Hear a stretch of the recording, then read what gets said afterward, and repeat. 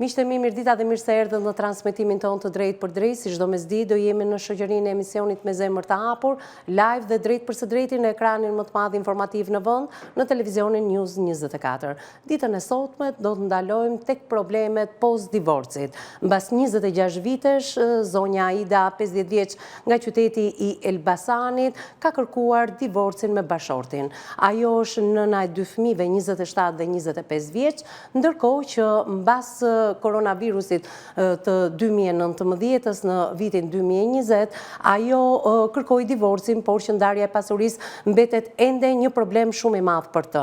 Ditën e sotme do të flasim për martesën e vështirë të saj, për arsyet pse e quan mbas 26 vitesh martesë në kërkesën për zgjidhjen e martesës. Këto dhe shumë detaje të tjera na njeh kryeredaktorja e emisionit Me Zemër të Hapur, Anila Kmataj, nëpërmjet materialit që do prezantohet në këto momente.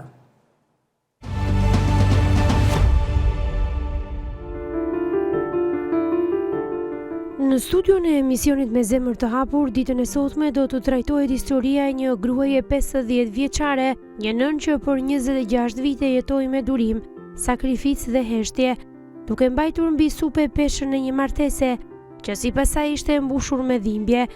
Ajo është nënë e dy fëmijëve, sot 27 dhe 25 vjeç.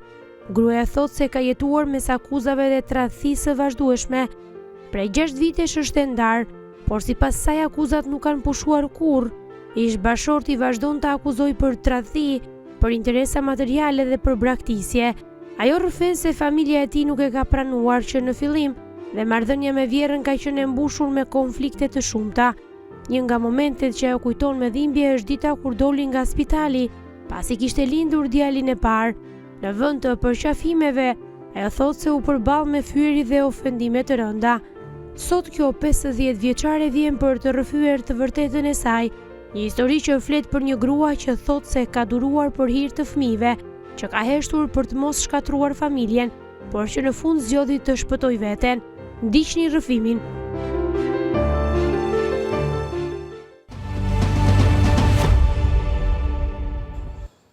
Të duash veten, kjo është mënyra për të shpëtuar nga një martesë e tillë me shumë dhimbje dhe me shumë akuza, po për të shpëtuar edhe fëmijët për të qenë ata të lumtur. Duke dashur veten, çdo grua mund të dojë edhe fëmijët e saj, por edhe të afërmit. Një proces shumë i vështirë është pjesa e post divorcit. E kemi thënë vazhdimisht në studion e emisionit Me Zemër të Hapur, të marrësh një vendim për të divorcuar nuk është aq e vështirë sa pjesa e zhvillimit të gjithë zgjidhjes së martesës në gjykat dhe pjesa pas ndarjes pastaj është një proces më vete për cilin do flasim ditën e sotme. Me mua në studio Sara Demrozi, avokatja jon, përshëndetje, mirë se erdhe dashur. Në krahun tënd Belinda Mustafa, psikologja jon, përshëndetje dashur, mirë se erdhe. Do lidhemi dhe do shkojmë drejt për së drejti në Elbasan, aty ku ndodhet zonja Aida. Zonja Aida, përshëndetje. Përshëndetje. Në radhë partë falenderoj për guximin, kurajon e jashtëzakonshme, sidomos në këtë muaj të shenjtë të Ramazanit, të jeni së bashku me mua në këtë transmetim të drejt për drejt nga qyteti i Elbasanit për treguar kalvarin e gjatë të një problematike që të ka shoqëruar ndër vite. Si jeni me shëndet fillimisht? Mirë, unë në radhë parë ju falenderoj juve, unë kam trokitur në përdyer të tjera dhe nuk më shhapur. Falenderit shumë që më pranuat. Pa dyshim që do të pranonim. Si po shkon ky muaj i shenjtë i Ramazanit? Mashallah, shumë mirë. Koha është e mirë, alhamdulillah, mashallah. Prej sa kohësh agjeroni? 33 vite a 34, çka e tillë. 33-34 vite, shumë, kur e mendon. Po. Sa kohë keni që jeni mbuluar, Aida? Po, shpresojmë që na i pranojë Madhi Zoti, se agjerojmë ndonjëherë, pa agjerojmë kot. Ta shpresojmë dhe t'ia urojmë të gjithë atyre që mbajnë Ramazan. Amin, të gjithë, po.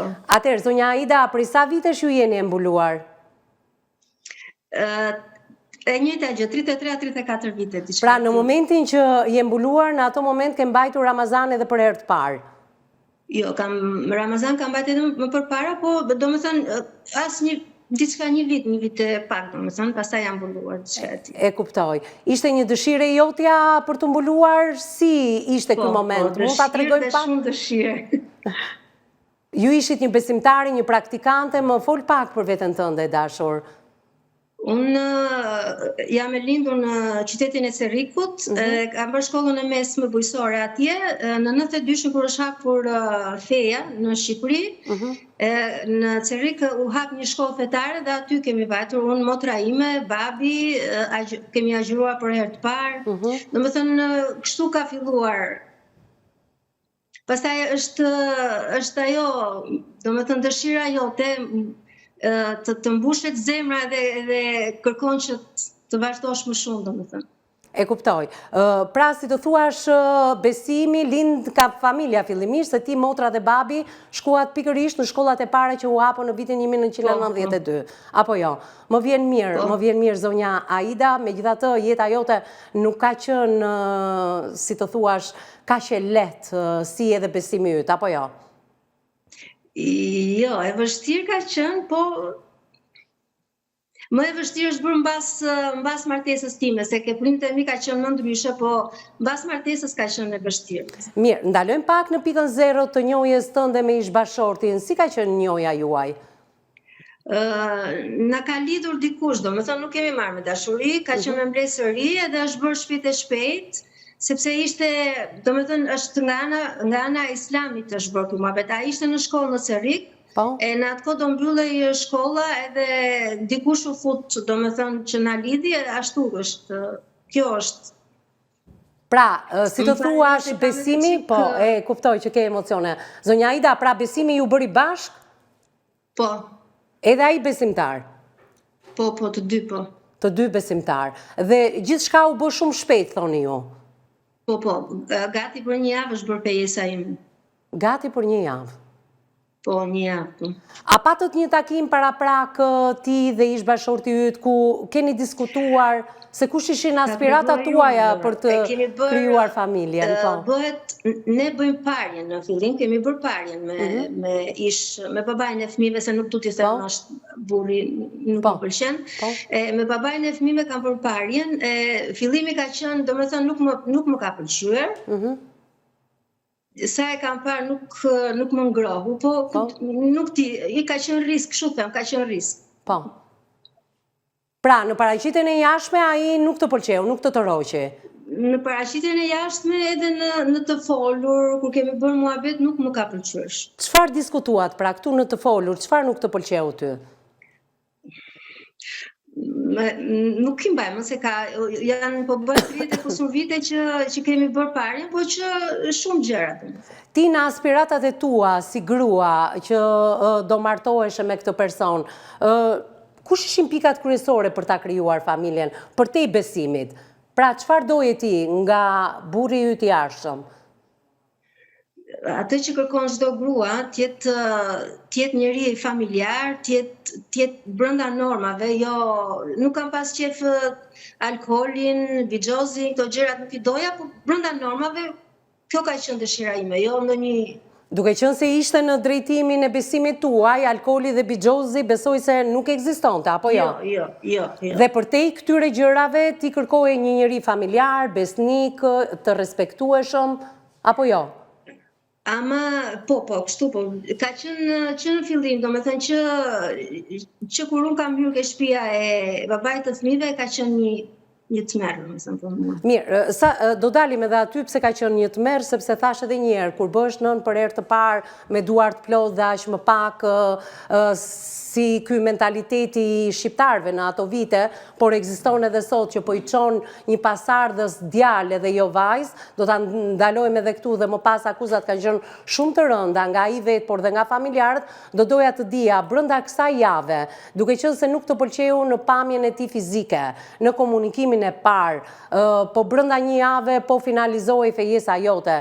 Dua të di, ti e mendon sot apo e mendoj edhe atëherë se çfarë po bëje me jetën tënde?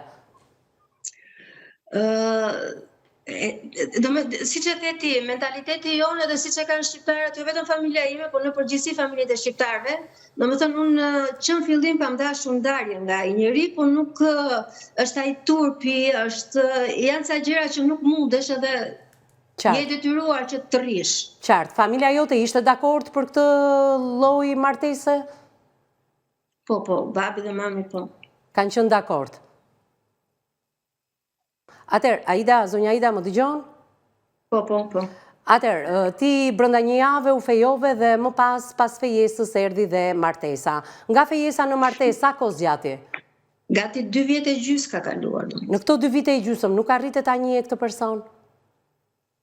E njoha shumë mirë dhe do me thënë fejesa ime ka qenë një tmerr i vërtet, vetëm sherr kemi pasur në atë fejes.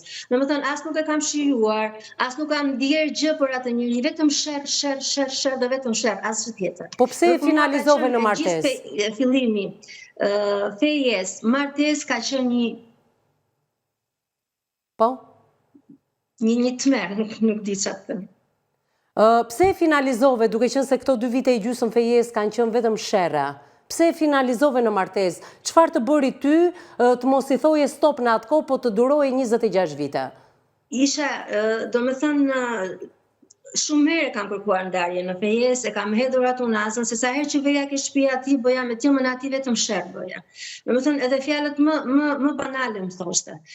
Njerë, shumë herë nuk i flisja, shumë herë nuk veja atje, po janë ca gjëra thash, nuk është ai turpi, thua bobo, çfarë do thonë njerëzit, bobo kjo, bobo ajo, dhe është... E qartë. Ti kur vajte në martesë, kë gjete në shtëpinë e ti? Pra, ti ke jetuar vetëm me babajnë e fëmijëve, apo edhe me pjesëtar të tjerë të familjes? Në fillim kam qenë me vjerën, kunata, edhe kunati me nuse. Do me thënë një shtëpi e vogël, ne ishim gjithë aty. E qartë. Por burimi i gjithë konflikteve tua, me sa duket pas ka qenë Vjera, apo jo? Vjera edhe motrat e ati. Të dyja, po. 3 janë ato, po 2 që ishin afër.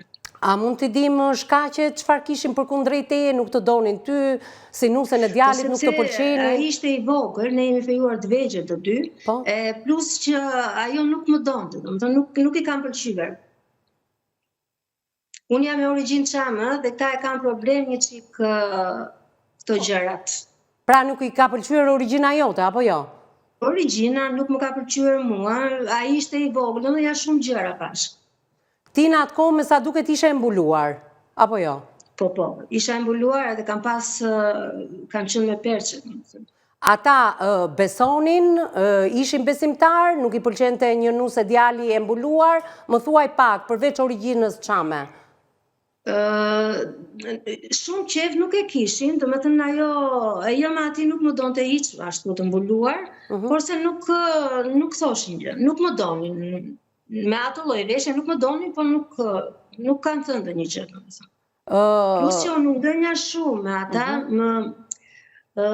4-5 muaj kam dënjur se kishim sherr shumë, do me thënë me t'jemën ati, bënim shumë debate, shumë për shumë. Si dhona sa java 7, ai datet vetëm sherr kishte me atë. Në shumë jashtë mase. Të kujt karakteri? Ajo niste edhe filloni pasaj të dyja, ka qenë një tmerr. 4-5 muaj kam dënjur me të, pasaj kam dalë me qira veç. Zonja Aida, të kujt karakteri ishin këto debatet? Mban mend ndonjë episod me të, me Vjerën? Të them ngushtica pak, plus ajo nga që nuk më donte, këto gjëra të më thënë. Pra, kur thua nuk të donte dhe bënte sherre vazhdimisht me ty, pra ishin sherre të natyrës pse nuk u ngrite, pse nuk e bërë këtë punë, nuk je për djalin tim, na thuaj pak, ta kuptojmë edhe ne. Ajo nuk të linte të bëje punë, sepse ishte shumë, nuk pranonte të... Nuk e pëlqente kollaj punën e tjetrit, donte ta bënte vetë. Shiko, ti thej që ishte dhe kunati i martuar në atë familje, apo jo? Po, ata ishin në dhomë veç, ishte dhomë me kuzhinë, ai rinte në dhomë veç me gruan, ne rinim në kuzhinë bashkë të gjithë. A mund të bësh një krahasim midis kunatës tënde dhe ty, burrat vëllezër, si sillej me nusen tjetër? Ajo e donte atë tjetrën, se do me thënë ishte më afërt me atë, e kishte muhabetin më mirë me atë, e donte dhe djalin. Po, unë nuk kam ndonjë shumë që të tregoj shumë histori me atë, sepse dolën veç dhe unë nuk veja shumë atje, do me thënë, pastaj u ralluan ato të vajtur atë shtëpi. A ishin ato familje besimtare, duke qenë se babai i fëmijëve të tu ishte besimtar, po si ty praktikant? Edhe njerë, pak më shumë se nuk të dëgjova. Ja, e rregullon në regjia në këto momente. Atëherë, familja e babait të fëmijëve të tu, Vjeri, Vjera, Kunetrit, Kunatat, ishin familje besimtare, siç ishe ti dhe babai i fëmijëve të tu? Jo. Nuk besonin. Me të ishim të dy. Vetëm ju të dy ishet besimtar.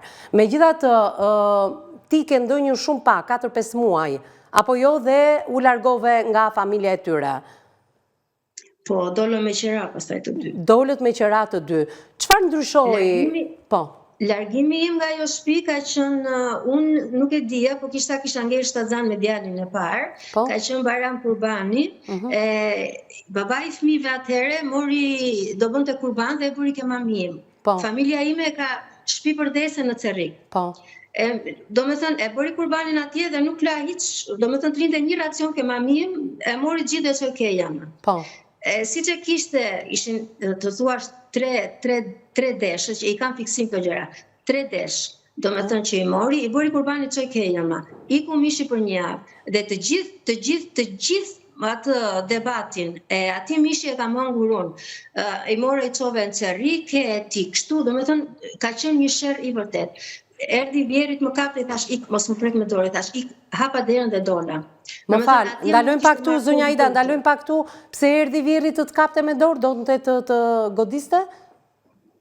Jo. Erdi më kapte, thash, thash, mos më prek me dorë. Ndoshta ka dashur më të reqi për t'i kur brënda, o nuk e di, diçka e tillë, po jo për të gjuatur jopë. Atëherë, le të ndalojmë pak tu. Kurbani u bë tek njerëzit e tu, por kurbani shkoi dhe u konsumua tek familja e babait të fëmijëve. Atëherë, ku ishte problemi këtu?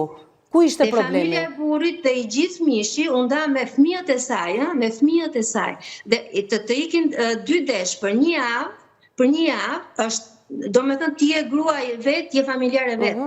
Do me thënë, jo.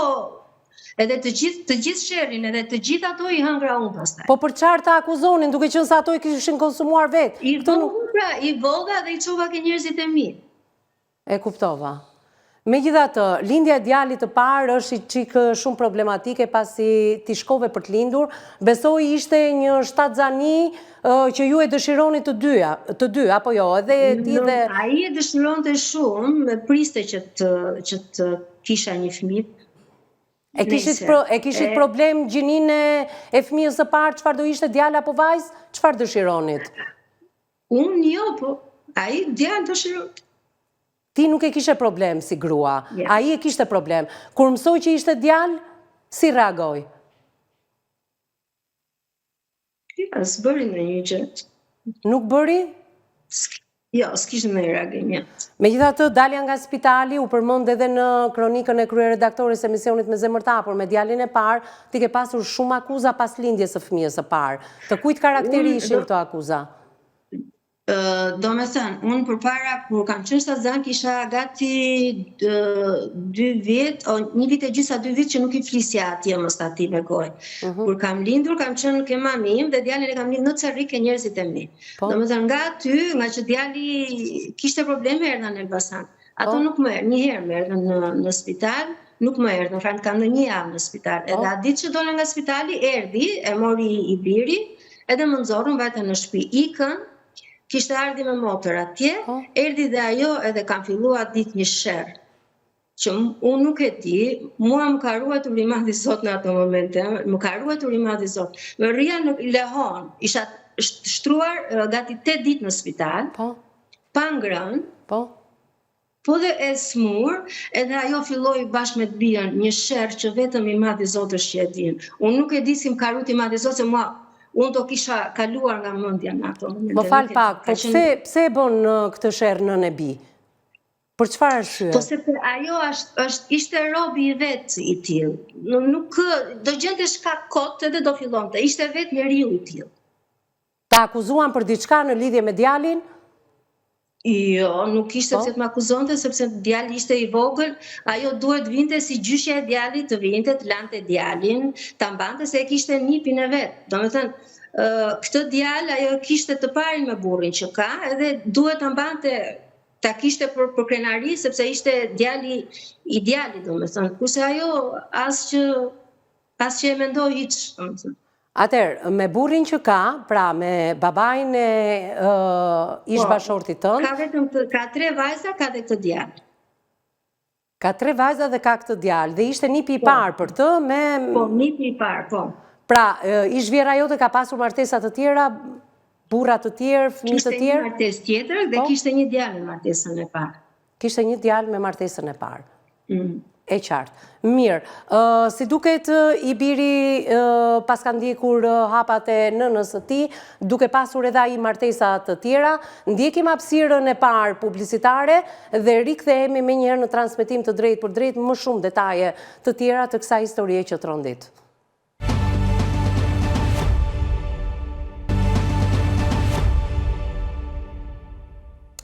Mbas hapësirës së parë publicitare, rikthehemi drejt për së drejti në pjesën e dytë për t'u lidhur përsëri me Elbasanin, aty ku ndodhet zonja Aida, personazhi ynë i sotëm. Zonja Aida, më dëgjon? Po. Atëherë, 26 vite martesë kanë qenë një ferr i vërtet për ty. Po, e vërtet. Në këto 26 vite martesë ti je përballur edhe me tradhti bashkëtorë, apo jo? Po, mbasi kemi dalë me qira, pastaj u rrit pak djali edhe fillai ishte ashtu, po që i nxorri në dritë të gjitha pastaj. Për te i tradhtisë bashkëtorë dhe sherreve të pafundme, dua të di me sinqeritet, të ka dhunuar? Po, edhe, do me thënë, 26 vite, unë nga ai kam parë vetëm më ka qelluar, dhunë psikologjike, dhunë verbale, do me thënë, kam qenë një, nuk e di, arrita me të si një rob i vdekur i pavarrosur. Do me thënë, nuk kisha dëshirë për asnjë gjë, nuk doja asnjë gjë, thjesht isha një rob koti, do me thënë. Ai e vazhdon ende besimin, se tani edhe besimi juaj, Islam, nuk e një pikërisht këtë lloj jete. Sa më afër besimit themi ne, aq më të mirë bëhemi. Kurse unë them nga ana e Islamit, e heqin veç Islamin. Robi është rob, do me thënë varet nga geni, nga familja ku rritet edhe nga gjitha. Unë nuk e ngatroj Islamin me këto gjëra. Sepse një musliman i mirë, ti sado mund të kesh qenë përpara se të futesh në fe, ke dalë ose ke bërë diçka. Ama kur futesh në këtë fe, ti duhet të rregullohesh, domethënë duhet ti sheshosh gjëra, duhet marrësh një gjë për mirë, jo të vazhdosh. Unë nuk e ngatroj Islamin me këtë gjë. Jo, dakord, as ne nuk mund të ngatrojmë këtë gjë, por duke qenë një praktikant që nga vitet 92, siç ju e deklaruat, sa më praktikant, sa më afër Zotit, sa më shumë besim të kesh, aq më përmirësim ke ti si njeri, si individ. Por jo të i hiqesh... Ai është mësuar me atë jetesë edhe robi sa vjen edhe e nxjerr më në pa atë... Zonja Aida, unë dua të di, ju të dy si praktikant, por edhe si bashkëshort, por edhe si prindër të atyre dy fëmijëve, në martesën tuaj, teksa bënit, ai ishte praktikant se ty falej 5 herë në ditë, shkonte në xhami, më thuaj pak, më flit për të. Ai aktualisht është imam xhamie në Lixhat e Elbasanit, në Tregan. Po si ka mundësi tani një imam xhamie të ketë këtë lloj... Edhe unë e kam thënë këtë gjë, po ja që ka mundësi. Po mirë, në momentin që ndodhte gjithë kjo, shfaqje juaja e kësaj jete të vështirë, tradhti bashkëtorë siç ju e pretendoni në fakt... Ju e pretendoni, po është e vërtet kjo gjë. Mirë, kur themi... Sepse unë e kam kapur vetë atë grua. Ajo ishte vajzë, nuk ishte grua, po e kam kapur vetë, kam folur vetë me të. E di pse e them këtë gjë, sepse unë nuk e kam edhe palën tjetër zonjë që ta ballafaqoj edhe të di, domethënë deri ku kanë arritur këto konfliktet tuaja. Gjithsesi, nuk e di, ti i thoje, duke qenë se edhe imam xhamie, por njëkohësisht edhe bashkëshorti yt në atë kohë që çfarë po bën, këto gjëra nuk lejohen, sepse ti e ndave Islamin nga personi, ndërkohë që ai ka një funksion në Islam, është imam xhamie. Do me thënë, unë gjithmonë e kam kuptuar dhe e kam ditur që ai e ka bërë këtë gjë. Edhe kur unë kam jetuar sa kohë në Cerrik, edhe në Cerrik e ka bërë këtë gjë. Edhe do me thënë, e ka bërë, kjo gjë është e tia. Dhe do me thënë, gjithmonë i flisja e thoshte jo, nuk kam gjë, jo, nuk bëj gjë, jo, unë kështu, jo, unë ashtu. Vetëm kur i doli pastaj kjo ka qenë që i doli çdo gjë në dritë pastaj. Si i doli? Mund na e thuash pak si zbulove ti këtë tradhtim? Si i doli, do me thënë vinte në shtëpi, gjithmonë bënte sherr, nuk hante ushqimin, dilte, vinte në mes natës, me lekë do me thënë ishte shumë keq, i harxonte, mi jepte, mi merrte prapë, nuk i kthente më. Do me thënë, unë e dija, e kuptoja dhe i kisha thënë shumë herë. I kapa një mesazh pastaj në celular, celulari nuk e linte, po e harroj aty. E i kapa një mesazh. Pastaj më mbrapa nipi im vente në një shkollë kurs Kurani këtu në Elbasan, edhe kishte qelluar me vllajën e asaj dhe kishte thënë ai që ai burri i tezes tënde ka kërkuar motrën time në shtëpi, domethënë për t'u martuar. Atje pastaj plasi tamam. Qartë. Pra i kërkonte ka dalë në dritë, sepse unë e dija shumë mirë këtë gjë.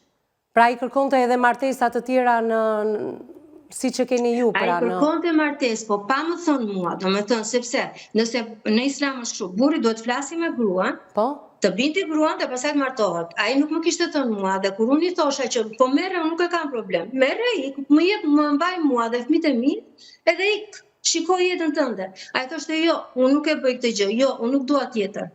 Me këto ishin fjalët e tij. A, qartë. Po kur u zbulua pastaj ky skandal që ju sapo do treguat? Kur u zbulua është bërë sherrimak, është bërë smur, kam dash tiki, nuk më ka lënë, nuk kam grua për të ndarë, domethënë këto gjëra ai ka të vetët. Po djem që sot janë 27 e 25, si e përjetuan në atë moment?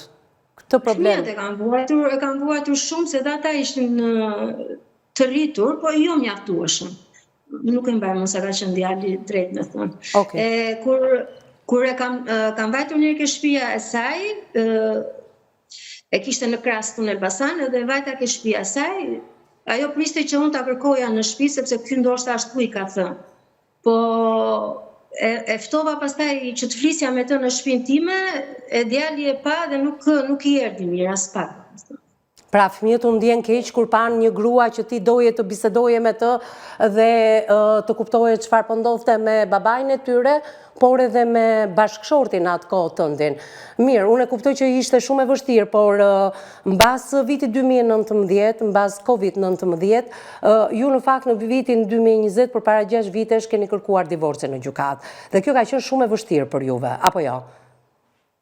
E kam kërkuar divorcin, sepse sillej shumë keq, më ka akuzuar për tradhti, domethënë. Ishte ai që të akuzonte ty, po pse mbi ç'baza? Kjo është i gjithë qëllimi që unë kam dashur që ta bëj publike dhe kam kërkuar ndihmë. Nuk e di mbi ç'baza e ka, sepse jemi ulur bashkë dhe më ka thënë, prano ti që më ke tradhtuar mua me dikën në Cerrik. Nëse doni unë i them edhe emra dhe nuk e kam për gjë. Jo, me emra s'kemi pse. Me emra jo, të lutem.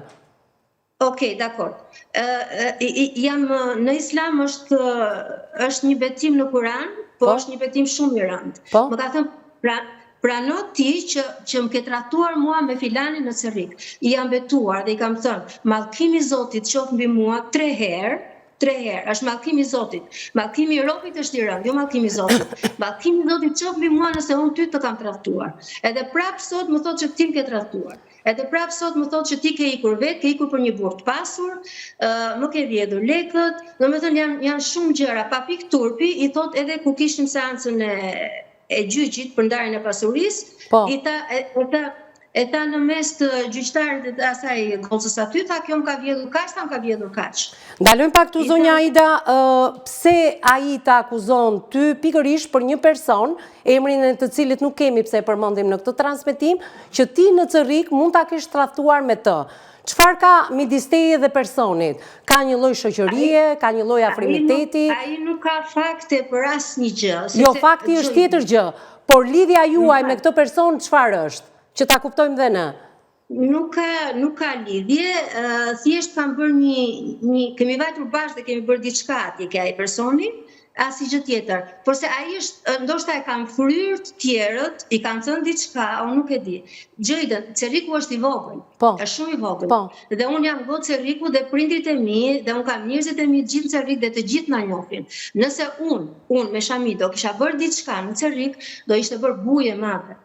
Pra, e kuptoj, zonja Aida, për ta kuptuar ne, ti dhe babai i fëmijëve keni shkuar ke ky person në Cerrik për të bërë çfarë, që ta kuptojmë dhe ne. Dhe pse ai ta akuzonte pikërisht për këtë person dhe jo për një tjetër? Do bënin një tavolinë. Do bënit një tavolinë.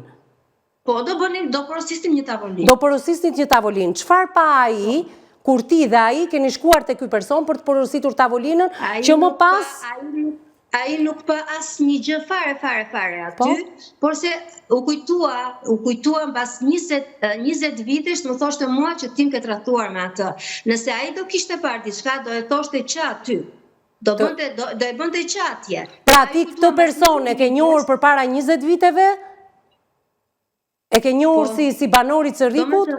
Në kohën e ndarjes, kur unë jam ndarë, kishin kaluar gati 20 vite nga ajo gjë. Okej. Pra, përpara 20 vitesh keni porositur tavolinën dhe mbas 20 vitesh në seancën gjyqësore? Mbas 20 vitesh më thoshte mua që ti më ke tradhtuar mua. Qartë. Ku e gjete ti? Po? Ku e gjete ti? I thash, më jep fakte, i thash, ke. Pastaj i thash kështu, o Ardiani, thash Ardiani ka e me.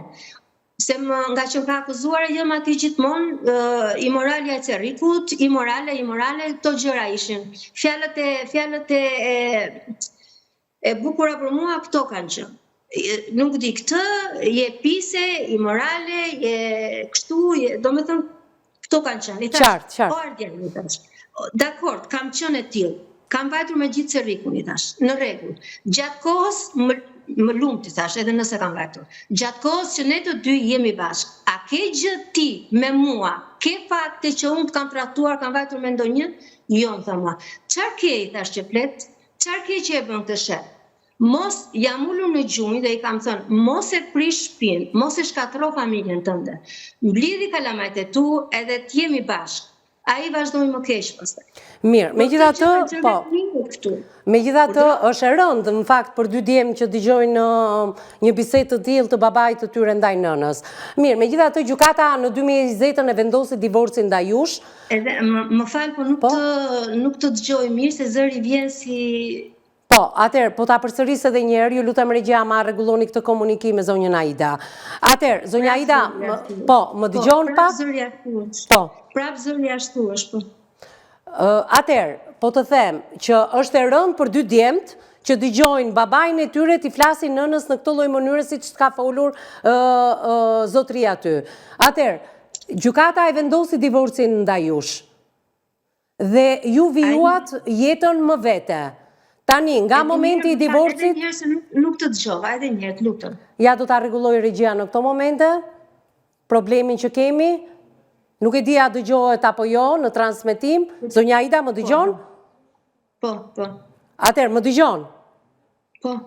Atëherë, gjykata e vendosi divorcin ndaj jush. Ti vazhdove jetën... Ti vazhdove jetën tënde, si që dhe tani, a i vazhdoj jetën e vetë? Ne jetuam në një shtëpi për shumë kohë, me thënë. Jetuam në këtë shtëpi, ku jam unë tani, dhe kemi pasur, do me thënë, shumë, edhe mbas u bë gjyqi, mbas unë kam ikur nga shtëpia. Nga kjo shtëpi dhe jetova ca kohë ke shtëpia motrës time. Do me thënë, sepse bënte shumë sherë, thoshte ujtin e ke makuar, nuk duhet ta pish. Buka është e imja, nuk duhet ta hash. Shtëpia është e imja, ti nuk duhet rish këtu. Do me thënë, çdo gjë e kisha haram, e kisha makuar nga ai, kurse ja ta tregoj. Një natë bënte si i smur. Unë kuptova që ai shtire. Isha ke dhoma atje, edhe dola këtej, edhe thash po iki tani. Ai u ngrit pak. Vajta mi që hapa derën, e lash pak derën e jashtë në hapur. Herën e dytë tash po iki, a ju çua, më ka vënë duart në fyt. Kam shpëtuar për fije, i ika nga duart, më ka hedhë nga shkallës, se donte më kapte, edhe ika ke shtëpia motrës. Do me thënë, kjo ka qenë ikja ime nga kjo shtëpi. Pastaj ai nuk donte që unë të rria aty, bënte gjëra të tjera, u ktheva prap pastaj ke kjo shtëpi. U ktheva prap, këtu rrinim bashkë, po kemi pas shumë shet. Mirë, zonja Aida, të lutem, ti e ke vijuar jetën tënde pas divorcit? Urdhro? Ti e ke vijuar jetën tënde pas divorcit, pra ke krijuar një tjetër martesë? Nuk të kuptoj, nuk të dëgjoj mirë. Kam pas lidhje tjetër? Jo, pas divorcit, ti je rimartuar? Jo, unë jo. Po zotria? Po, ai është martuar 2 herë deri tani. Një kosovare dhe tani ka një indoneziane. Me një grua nga Kosova dhe me një indoneziane. Nuk të dëgjoj, edhe pak fare. Mirë, ja, do ta rregullojmë një herë, sepse po sforcohem, do dalë në hapësirën e dytë publicitare, të krijojmë gjatë hapësirës publicitare një komunikim të mirë me ju, publicitet dhe rikthehemi një herë në studio.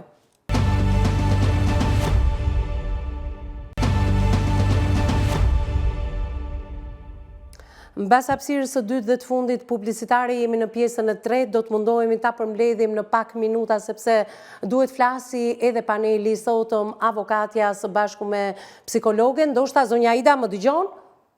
Po. Ndoshta do të kemi edhe një tjetër emision sepse ju keni përmendur edhe emrin e ish bashortit, babait të fëmijëve, siç të pëlqen ty ti thuash zotris, do të më duhet të kem edhe një komunikim me të për të qenë transparente dhe për t'i dëgjuar të dyja palët, por le të ndalojmë pak, ju thatë zotria ka bërë 2 martesa, apo jo? Po. Nuk e di, si është komunikimi i djemve me ty sot? I kujt? I djemve. Kam një djalë, një vajzë. Një djalë dhe një vajzë, po. Po. Unë në shtëpi jetoj me fëmijët, me djalin dhe me vajzën. Vajzën e kam në shkollë, do me thënë e kam marruar shkollën në Turqi dhe ka filluar punë atje, djali punon me teatrin. Po, ndërkohë ato kanë një marrëdhënie të mirë me babain, apo jo? Ashtu. Ndërsa me ty jetojnë dhe dihen që kanë marrëdhënie shumë të mira. Mirë, kemi jo keq. Do të thotë që ke rezerva dhe për fëmijët. Nuk shumë mirë, por mirë, jo keq. Pse? Nuk mund të thua shumë mirë. Çfarë kanë fëmijët? Sepse ai i nxit shumë për mua, domethënë i flet shumë keq. Vazhdon prap me akuzat që ju jeni një grua e përdalë dhe... Po, ja, unë të thash, ke seanca që kishim, tha, ajo vjet, ajo kështu, ajo i kubet, ajo kështu, ajo ashtu. Nuk e di, a mund t'i ki një grua vetë nëse ka një burr të mirë, ka një familje të mirë, nuk ka problem pasuria, se gjërat rregullohen. Neve të dy nuk kemi pasur asnjë gjë, kemi arritur, kemi bler shtëpi, kemi shqitur, kemi bler prap, kemi çuar fëmijët, të 2 fëmijët në shkollë në Turqi me lekët tona, arriti ka biznesin atje në Markat e Elbasanit që i kemi bashkë. Unë i kam dhënë shumë lekë, do me thënë, i kemi bler shtëpi djalit në Turqi, gati 20 milion i kam nxjerrë unë që ja kam dhënë, dhe ai nuk e dinte hiç që ato lekë ishin. I kam dhënë 10 milion për atë biznesin që ka atje, do me thënë kemi arritur shumë gjëra. Nuk mund ta lëri gruaja burrin për gjëra koti, nuk prishet familja për gjëra koti. Të paktën unë me këtë mendim, nuk e di. Zonja Aida, të bëj një pyetje, ti këtë martesë, pra kërkesën për divorc, me sa duket e ke bërë ti? Edhe një herë, zëri prapë është ashtu. Edhe një herë, më fal? Kërkesën për divorc e ke bërë ti, apo jo? Po, unë e bëra. Dhe ti prandaj rëndit të gjitha këto arsye. Gjatë kohës së martesës, ti ke punuar krah për krah me zotrin? Jo, unë nuk kam punuar në shtëpi sepse ai nuk donte që unë punoj. Po atëre, e gjithë kjo pasuri që ti përmende, me çfarë u vun, me punën e kujt? Me ndihmën e të gjithëve, mua më kanë ndihmuar shumë mami im, njerëzit e mi, domethënë. Sa herë që kam bler shtëpi, unë kam futur lek. Domethënë sa herë ka shqitur tokën, më ka dhënë atë pjesë që më takon. Po plus edhe ai i kam mbledhur lekët, nuk jam grua që harxoj shumë. Më janë gjëra të gjitha bashkë, nuk është pasuri e madhe aq, mund të kisha shumë më shumë se aq. Atëherë, zonja Aida, përveç akuzave për tradhti gjatë bashkëjetesës me këtë zotri, por edhe për shkak të presioneve të mëdha dhe dhunës psikologjike, por dhe ti nuk pranove tradhtitë e zotrisë apo martesa të dyta dhe të treta siç mund të pretendonte ky zotri në bazë të besimit të tij që nuk e di, është e respektueshme, por që ju nuk keni pranuar dhe ju respektojmë edhe ju. Këto ishin shkaqet e divorcit tuaj. Dhe ti ke një problematik shumë të madhe sot me të. Një minut. Shkaku tamam i divorcit nuk ishte ajo ndarja, ajo tradhtia apo dhuna. Sepse unë e kam kërkuar ndarjen edhe e kam duruar atë gjë. Shkaku tamam i divorcit tim ka qenë ai u kishte nuk dinte të mbronte familjen e vet. Kjo ka qenë shkaku që unë i dash fund martesës. Domethënë arriti deri në atë fazë që ai nuk dinte të mbronte fëmijën e vet, nuk dinte të mbronte gruan e vet. Domethënë ai ishte i aftë, më hidhte mua ke të tjerët, edhe mos t'ja ndjente hiç. Të hidhte vajzën e vet, djalin e vet, edhe mos t'ja ndjente hiç. Prandaj dhe unë arrita që i dash fund martesës. Kjo ka qenë e gjithë ndarja ime. Po mirë, më thuaj pak, nuk dinte të mbronte gruan e vet dhe fëmijët e vet. Ndaj kujt ti mbronte? Ose ndaj njerëzve, Ndaj kujt njerëzve që ta dim edhe neve?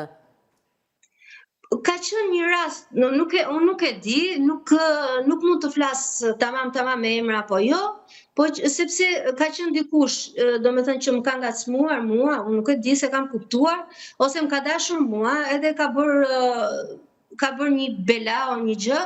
Tani, për ka gjë, ti do ta shkatrosh familjen, kur ti kaq vite me gruan tënde, nuk e di ti çfarë grua e ke në shtëpi? Nuk diti të mbledhësh familjen tënde, të mbash gruan tënde, pse duhet ta hedhësh ti ke duart e tjerëve? Pse duhet shkatrosh shtëpinë tënde? Kur ti e di çfarë grua e ke në shtëpi. O zonja Aida, ta kuptojmë pak më mirë situatën. Pra dikush të ka ngacmuar ty. Ai jo vetëm që s'ka mbrojtur, por çfarë do të hidhte në duart e kujt? Pra në duart e këtij personi do të hidhte ty pa dëshirën tënde, se s'po kuptojmë. Do me thënë, nëse ai ishte i aftë, do me thënë, që mua më shikonte me dikë tjetër, dhe të më mbante, edhe vetëm të më ofendon të gjithë jetën, sepse ka thënë dhe këtë, më ka thënë dhe këtë që të kem gojë dhe unë të flas një herë për ty. Do me thënë, llogarit qa njeriu është. Pra, ti e pranove dhunën psikologjike, ofendimet, edhe se kishte një lidhje jashtëmartësore, të gjitha këto i ke pranuar nga ai ti. Kam jetuar me të edhe me këto gjëra, kjo i ka dhënë fund martesës time. Pra, po të pyes edhe një herë, arriti të martohej me vajzën nga Krasta e Elbasanit, që ti e zbulove këtë tradhti? Atë e laj, u martuar me atë, e mbajti ca kohë dhe nuk e la pastaj. Po mi pra unë të pyeta, me kë është martuar pas divorcit, më the me një grua nga Kosova dhe me një grua indoneziane, që ka sot. Pra ti mund të më thuash edhe gjatë martesës ka pasur ato bashkëtesat e veta. Pra si e ndante kohën, ta kuptojmë edhe ne, jetonte me zonjën nga Krasta e Elbasanit, apo jetonte me ty? Gjotani, me atë nga Krasta e ka pasur kur unë kam qenë e martuar me atë. E kuptove si ta pash? Po si e ndante kohën midis ju të dyjave pra? Po unë nuk e dija unë nuk e dija që ai ishte i lidhur me atë, nuk e dija që ai ishte i martuar me atë. Unë ta tregova se si e ka marrë vesh. Me martesë fetare, ta theksojmë këtë gjë, martesa fetare. Ai nuk ka bërë martesë fetare me atë. Ai ishte ka mbajtur si grua, fshehur azimeje, dhe gjatë kohës që ishte në punë, bente e takonte, dilte për të falë namazin, nikte e takonte atë dhe vinte në shtëpi nga ora 1-2 kur t'i tekte. Pra e kishte të dashur, pra jo martese. O ka bërë martesë fetare, nikja si thoni juve? Jo, nikahun, jo, e kishte të dashur. Nuk e ka bërë këtë gjë, pra betim në xhami që ka grua?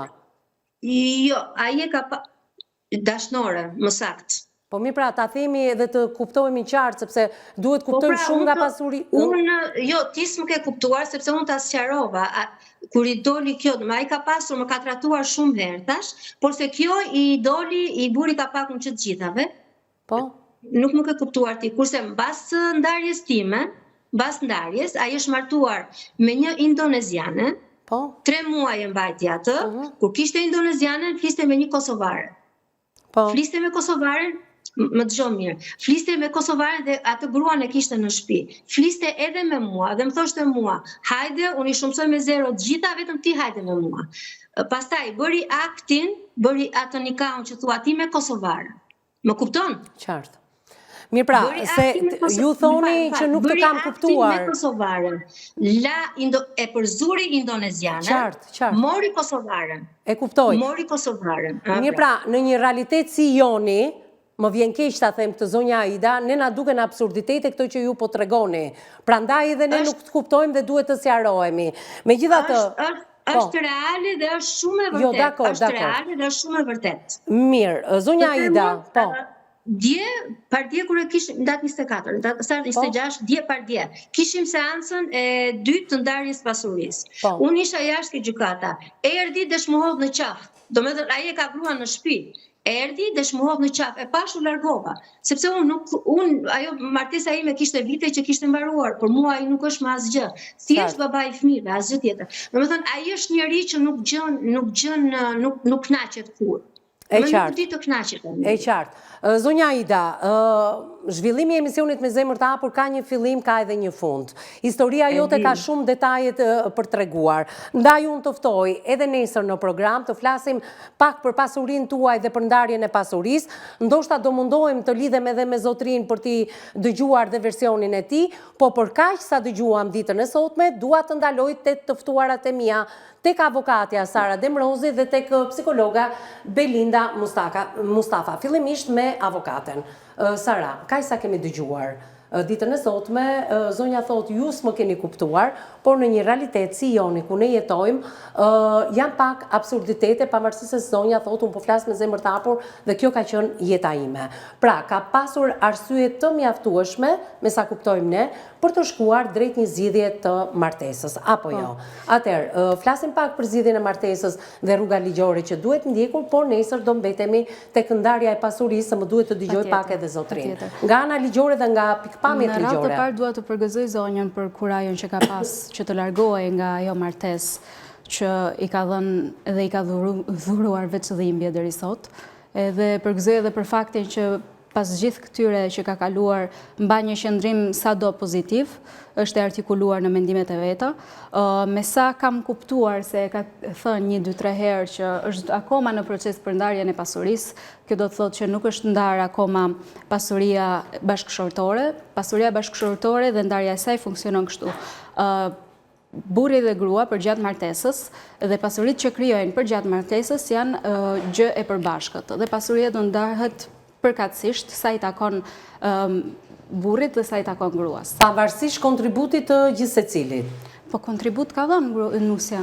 Po pra, po çështja është të vërtetosh paratë që ti ke marrë nga familja jote e origjinës. Është krijuar për gjatë regjimit martesor, kështu që do ndahet sipas regjimit martesor. Edhe është pronë e përbashkët. Po.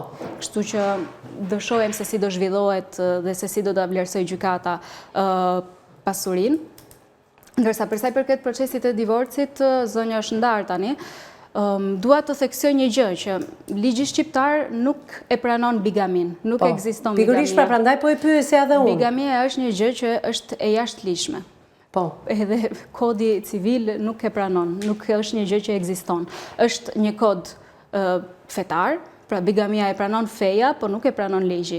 Kështu që zotëria... Zonja vazhdimisht i referoi, kishte një grua të dytë, u martua me të. Zonja tha që për gjatë martesës ka pas një dashnore. Po, as martesë fetare edhe nuk është martuar me te, sepse ka qenë me zonjën, siç duhet të ishte.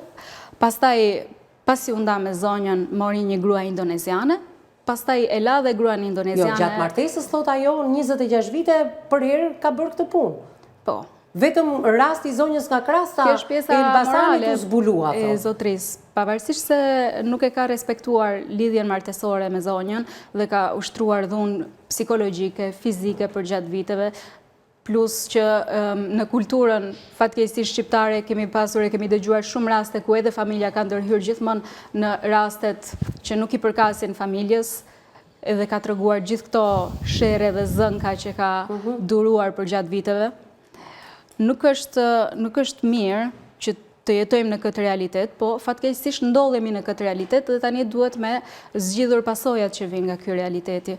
Unë shpresoj që do të dëgjojmë pastaj se si do vijoj ndarja e pasurisë në emisione të tjera. Unë dua të ndaloj pak zonja Aida. Zonja Aida, më dëgjon?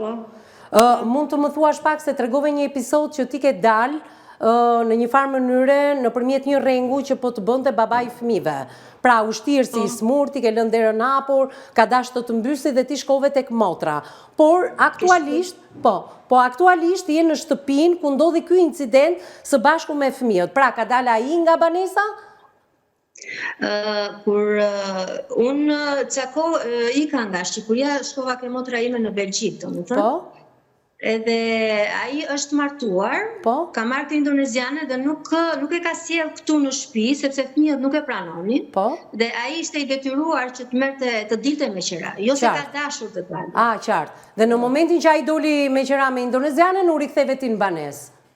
Unë u ktheva mbas 2 vitesh nga Belgjika. Ku jeton zotëria sot?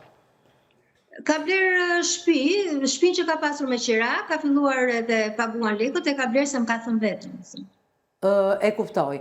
Mirë, megjithatë, e di për çfarë më vjen keq që në gjithë këtë histori kanë vuajtur fëmijët, djali dhe vajza, por ti thua kanë një marrëdhënie, mund të themi pak korrekte me babain, nuk e di kush më shumë e kush më pak nga fëmijët, por dhe me ty nuk mund ta quash marrëdhënien e fëmijëve shumë mirë.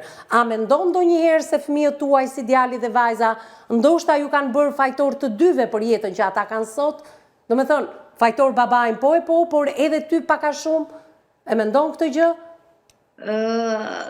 Unë di të them kaq që fëmijët e mi kanë frikë të martohen, fëmijët e mi e kanë vuajtur shumë, si çdo familje tjetër që ka pasur të gjendjen time, s'janë vetëm unë se janë shumë gra. Di të them që vajza ime ka frikë, domethënë që të martohet, nuk ka besim, domethënë. Edhe djali e njëjta gjë. Nëse i vjen dikush i thotë që djali tim që kanë një vajzë të mirë, ai thotë jo, do përfundoj si juve, do bëhem si juve. Kanë shumë trauma, janë shumë të lodhur. Por dëgjoj, fëmijët si e pritën kërkesën tënde për zgjedhjen e martesës për divorc? Sa ata kanë qenë relativisht pak të rritur. 17 ka qenë vajza, 19 djali. Djali nuk ka dashur që unë të ndahem, nuk donte, domethënë ishte kundra ndarjes, kurse vajza edhe po edhe jo. Po sot çfarë të thonë? Pse u ndave, ta thonë sot? Djali im, kur ka marrë indonezianen, ka thonë tani nuk është më për ty. Këto kanë qenë fjalët e djalit tim. Po vajza? Vajza nuk don, tani nuk don që të lidhet. Nuk don që unë të lidhem prapë me tjatin e tyre. Po, dëgjoj, dua të di diçka. Po pse nuk janë marrëdhëniet kaq të mira me djalin dhe me vajzën? Se the janë të mira, po jo shumë të mira. Unë me fëmijët? Po. Po sepse ndikon shumë i ati, ndikon shumë njerëzit jashtë. Nuk e di sa kohë ka, po dua të them diçka. Nuk e di sa ju e keni dëgjuar ndonjëherë apo jo. Është kjo që ka dalë tani, edhe unë që jam në fesë, neve dim shumë gjëra, po unë nuk e dija. Është nëse keni dëgjuar leximi i trurit. Po. Këtu ne ka filluar e bëjnë shumë këtë gjë.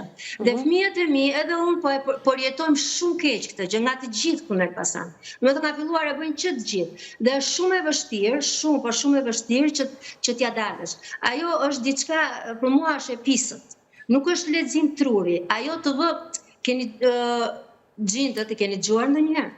Shiko, të mos flasim për gjëra që ndoshta në transmetimet të tilla, në emisionet të tilla mund të mos ketë kaq interes të lartë për publikun. Nuk është për interesi, po sepse kjo është ajo që ne po e vuajmë këtu në Elbasan. Domethënë është një gjendje shumë e rëndë, si për mua, si për fëmijët e mi.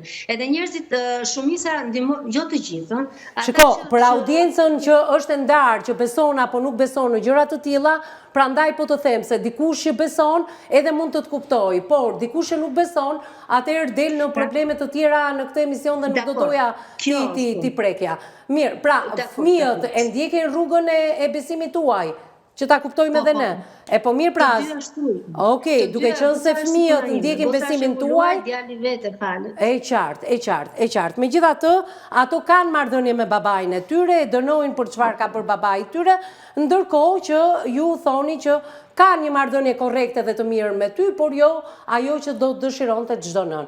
Mirë, te jap pak fjalën se bashkë do takohemi edhe nesër, Belindës për sa i përket. Besoj se është e kuptueshme pse marrëdhënia, pavarësisht se zonja do ta justifikoj në bazë të besimit, pse marrëdhënia e fëmijëve me babain ndoshta është korrekte.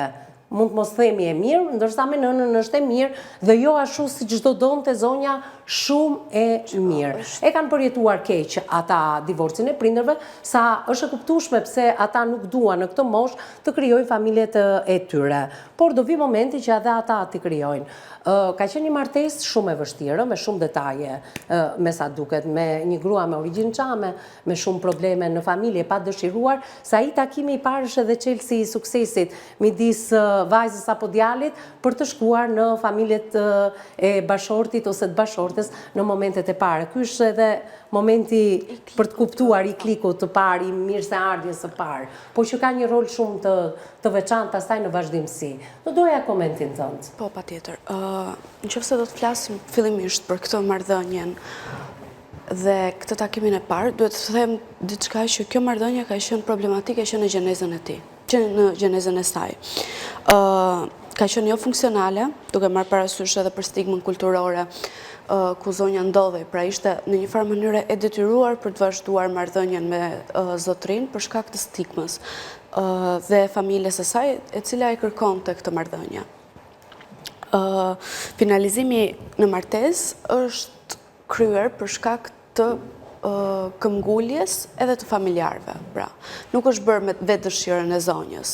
Dhe këtu fillon problematika e martesës. Pastaj, nëse do të flasim për kohën e kaluar me familjarët e ish-bashkëshortit, ti të them që për mua do të ishte traumatike për zonjën dhe besoj se është.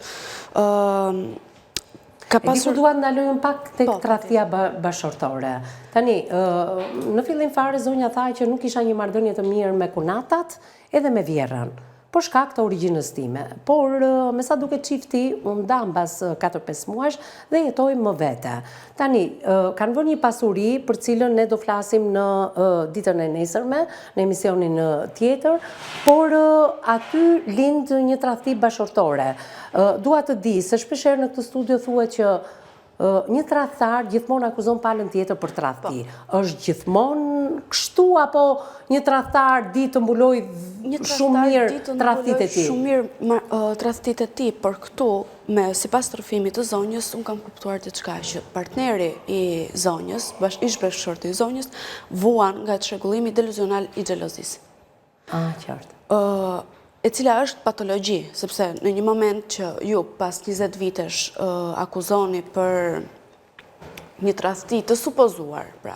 Që dikur në Cerri kemi porositur një tavolinë. Kemi porositur një tavolinë ku qëndrojnë akuza mbi tradhtit kanë qenë të vazhdueshme sipas zonjës.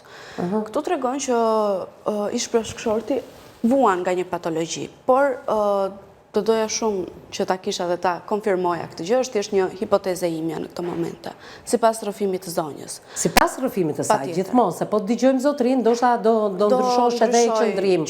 Po, do ndryshosh edhe qasje për sa i përket që mund ta ketë apo mund mos ta ketë këtë patologji. Megjithatë, shpeshherë në besime të tilla, pa paragjykuar besimet dhe pa i vënë gishtin kush besim, zonja në një moment deklaroi për leximin e trurit dhe çfarë po ndodh në Elbasan sot, ose në qytetet të tjera të besimeve kaq të mëdha. Dua të ndaloj pak këtu që këto patologji a mos fshihen ndoshta edhe në bazë të besimit, duke qenë se përmendni Ajnini ju xhindet apo ku diun se ç'përmendi zonja. Në këtë je pushtuar nga djalli apo jo? Në këtë deklarata personalisht preferoj të mos përfshihem, nuk më duke. Jo, dua të them, ambulohen patologji të tilla me besimin? Po, të pushtuar nga djalli apo nga xhindet apo vëri çfarëdo lloji epiteti tjetër? Pra, këtu dua të dalë dhe të ndaloj. Mund të jetë situata që të mbulohen nga justifikohen patologji të tilla? Po, justifikohet nga feja, por çfarë i përket fesë së zonjës, mbase nuk i përket fesë time, kështu që nuk është reciproke në qasjen që ajo kërkon. Megjithatë, ajo këmbgul që bashorti, duke baba i fëmijëve, ish tashmë bashorti, duke qenë se ishte ky tradhtari dhe gjithmonë më akuzonte mua për tradhti, në një moment ka dashur të më hedhë edhe në duart e dikujt tjetër pa më mbrojtur mua. Ndoshta ka dashur të vënë në balans tradhtitë të dyja palëve. Kam tradhtuar unë, por ke tradhtuar edhe ti. Që fajin të mos të mbante vetëm ai në familje. Peshën e fajit. Po. Kjo kujt do t'i vlente? Askujt, në fakt. Askujt. Sepse prap do të ishte një akuzë pa vend. Sepse zonja thotë që asnjë veprim nuk është kryer ndaj meje. Unë nuk kam kryer asnjë veprim. Pra, rolin e këtyre fëmijëve sot ne kuptojmë qasjen e tyre si me babain edhe me nënën, që kjo martesë me të tilla probleme në çiftin që ne po trajtojmë ditën e sotme, do të thotë që ata të kenë pasiguritë e tyre, frikrat e tyre. Pasiguritë janë gjëja më e thjeshtë që ata mund të kenë. Është më pakta që ata mund të kenë. Rekomandon ndoshta që ata kanë nevojë për Unë rekomandoj dhe trajtime? sugjeroj shumë, sepse një familje me dinamika kaq të theksuara, të thyera, kërkojnë edhe shërim nga mbrapa. Kërkojnë edhe shërimin nga mbrapa, prandaj fëmijët është e kuptueshme pse kanë frikë të krijojnë familjet e tyre në këto momente. Do të shtoja edhe diçka që për mua është absurde, që përdorimi i fesë të jetë në interesat e personit tjetër. Është hipokrizi e gjallë, do të thënë. Jetojmë në një botë ku për interesat tona personale përdorim fen, e cila është e shenjtë. Besimi duhet na përmirësoj ne si njerëz. Duhet na përmirësoj dhe jo ne ta përdorim për interesat tona personale, kaq të shëmtuara. Mirë, unë ju falenderoj të dyjave për prezencën në këtë studio ditën e sotme, ndoshta do të kemi mundësi që nesër teksa ta dëgjojmë zonjën Aida drejt për së drejti nga Elbasani, se si do të ndahet pasuria e çiftit, do të kemi mundësi të lidhemi, sepse nuk e patëm mundësinë ditën e sotme për shkak të minutazhit edhe me zotrin. Zonja Aida, nuk e di në qoftë se kam. Që tradhtari akuzon të tradhtuarin. Jo. Unë të thash. Një minut. Unë të thash. Më tha, prano ti që më ke tradhtuar. Unë të thash që ne kemi një betim në Kur'an. Unë ju betova ati, thash, wallahin, billahin, tallahin, mallkimi Zotit, qof mbi mua nëse unë të kam tradhtuar. Dhe po ta kisha bërë unë atë tradhtim, nuk do betohesh. Zonja Aida, nuk më ke kuptuar. Them dhe unë nuk flas vetëm për besimin tuaj, po për gjitha besimet që po na ndjekin dhe teleshikuesit të cilët edhe besojnë edhe nuk besojnë. Gjithmonë flasim për patologji të tilla, kur një person tradhton, qoftë burr, qoftë edhe grua, akuzon palën tjetër për ato që bën vetë, ky ishte edhe konstatimi nëpërmjet rrëfimit që ju bët. Nuk folëm për ty, por folëm edhe se si ai kërkonte të thithte në krahët e dikujt tjetër pa të mbrojtur ty. Shpeshherë personat që tradhtojnë akuzojnë palën tjetër për tradhti dhe duhet më mirë kuptosh për këtë gjë se bëjmë një analizë më të gjerë se sa rasti juaj konkret. Gjithsesi, ne do takohemi nesër në orën 12, deri atëherë miru takofshim. Unë përshëndes jo vetëm zonjën Aida, por dhe gjithë ata që na kanë ndjekur drejt për së drejti ditën e sotme në televizionin News 24. Bashkë takohemi ditën e nesërme me zonjën Aida dhe me të njëjtën temë. Deri atëherë, miru takofshim.